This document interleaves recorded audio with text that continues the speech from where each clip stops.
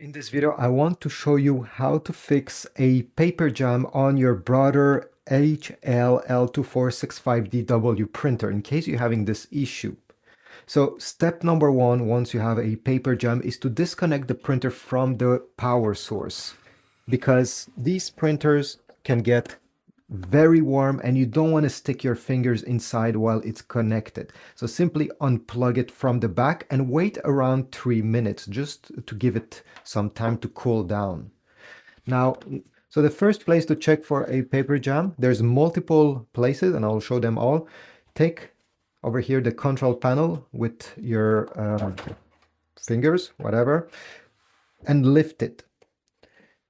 Now it's time to have a look deep inside over here. This is the paper output, and sometimes the paper gets stuck over there when it tries to exit the printer.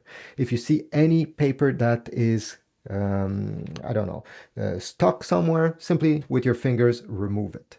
If everything is nice, let's go to the spot number 2. So for this, you'll need to remove this drawer. So simply pull it and completely remove it. Now tip this printer on its back, and right over here you should see these rollers. These are the rollers that take each pages from the paper input. Again, many times they may not work properly and the paper gets jammed while trying to enter the printer.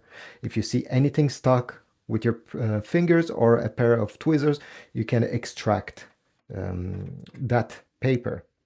Finally, there's another place I want to show you. Let me put back the drawer. Go on the back of the printer. And over here, if you pull down this small, you'll have access to the internals.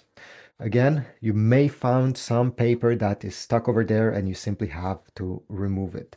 At the end, once you are sure that you have cleared that Paperjam, connect it back to power. And usually once you power it on by pressing the power button on the front, the error will go away by itself. You won't have to do anything else. Thanks for watching. Leave a like, subscribe, comment, and I'll see you in the next video.